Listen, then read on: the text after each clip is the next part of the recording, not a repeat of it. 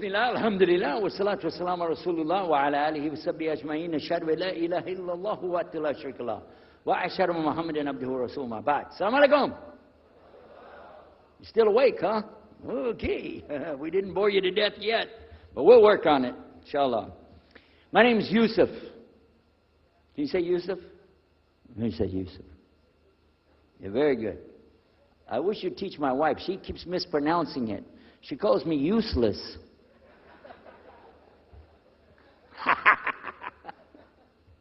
Alhamdulillah.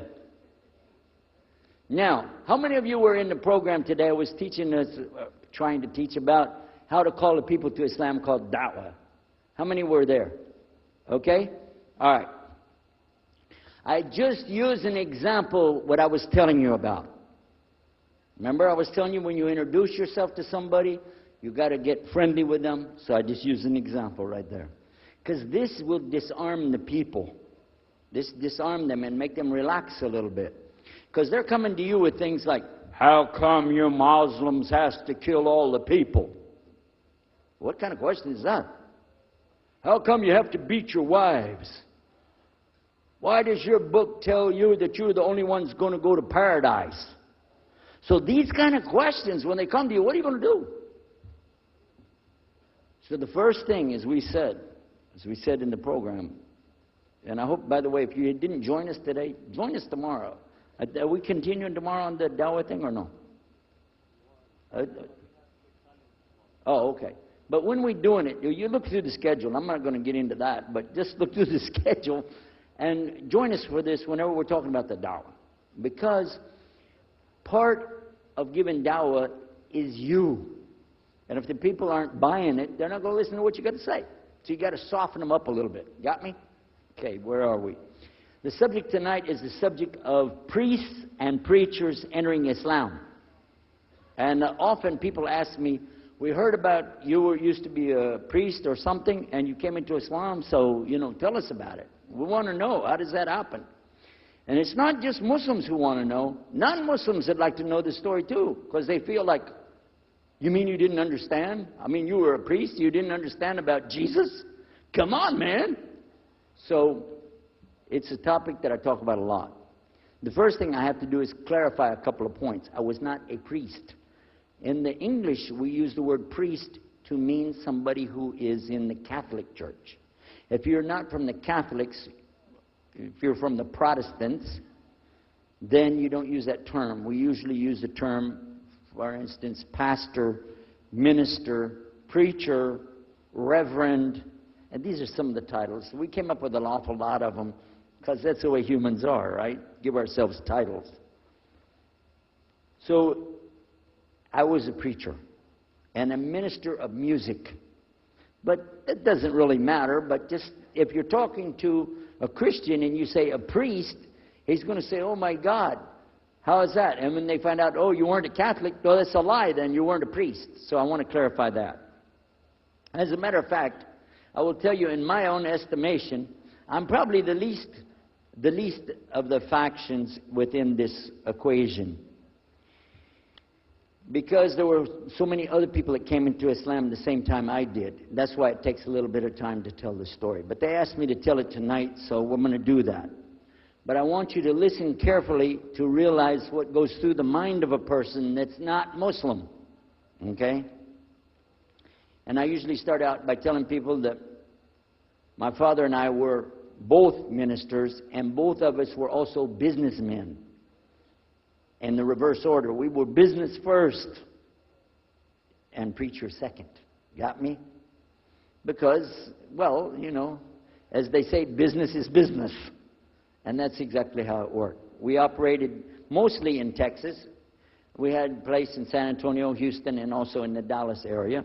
And we were very concerned about Christian conditions. So my father started something called Concerned Christian Centers.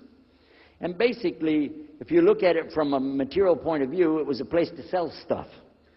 But what we would do is take consignment things in. People could bring things into us, and then we would sell it and keep part of the money.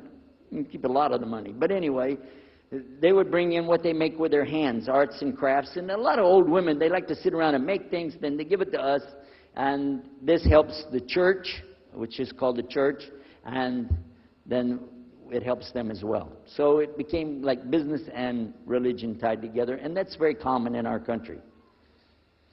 At one point, my father told me, we're going to start doing business with a man from Egypt.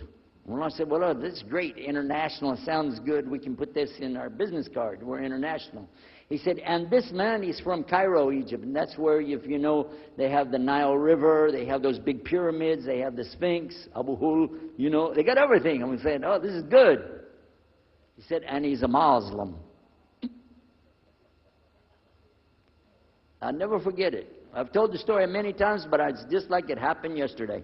I'm standing in between the kitchen, or in the dining room and the living room area. You know, like this when we're talking, and I just stopped like this. I said, what? A Muslim? No way. No way do I want anything to do with that. Dad, come on, you should know better than anybody. Because we were linked in with other preachers. My father supported people like Pat Robertson. Huh? You know him? Huh, Pat Robertson? And Oral Roberts. He's not very popular anymore, but he used to be real strong. And his ministry up in Tulsa, Oklahoma. In addition to that, people like Benny Hinn. I don't know if you heard of Benny Hinn. He's coming over this way, so look out. And there's many of them. John Hagee, and the list goes on. Jerry Falwell, Jimmy Swaggart, some of the names, maybe you heard those before. We know these people. We know all about them. All about them. Okay? So at one point, here I am standing there talking to my father about a Muslim. These are the enemies of God. This is what we've been taught. These same people, I just mentioned their names, in their preaching on the television and so on, this is what they teach. Muslims are no good. Now it just became Muslims are terrorists. But back then, you know, we didn't reach that level yet. We were still just kidnappers, hijackers, you know. They said that Muslims don't believe in God, that they're worshiping a black box in the desert, and they kiss the ground 5 times a day. Now that's what we know, man. So here's this Muslim going to do business with us. I told my dad, no way, I'm not going to do it. And he insisted. He said, I want you to meet this man. He's very nice. And I said, I don't want to meet him. I never am like this, by the way. But on this case, I said, no. That's one thing I'm going to stand firm against. We're not going to do it. He said, I want you just to meet him. I said, all right. I'll do it for you. I'm going to do it my way. I'm going to go to church.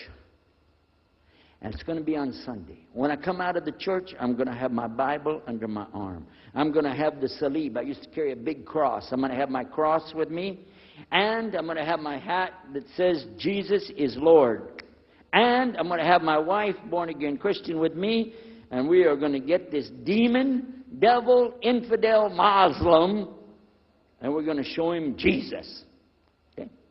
Well, this is a true story, by the way. So I got up that morning on Sunday, and I was thinking, man, you know. We went to church.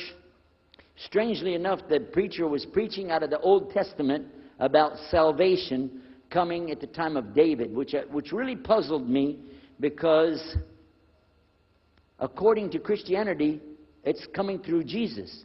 And it really, that opened the door for me, but that comes up later in the story. Why was he saying there's salvation before Jesus? That's interesting. Now, when I get there to my father's store, I'm looking around, you know. I'm looking for somebody wearing, you know, a long white robe and some kind of black, you know, thing over that with a long beard. And I guess I was looking for me, wasn't I?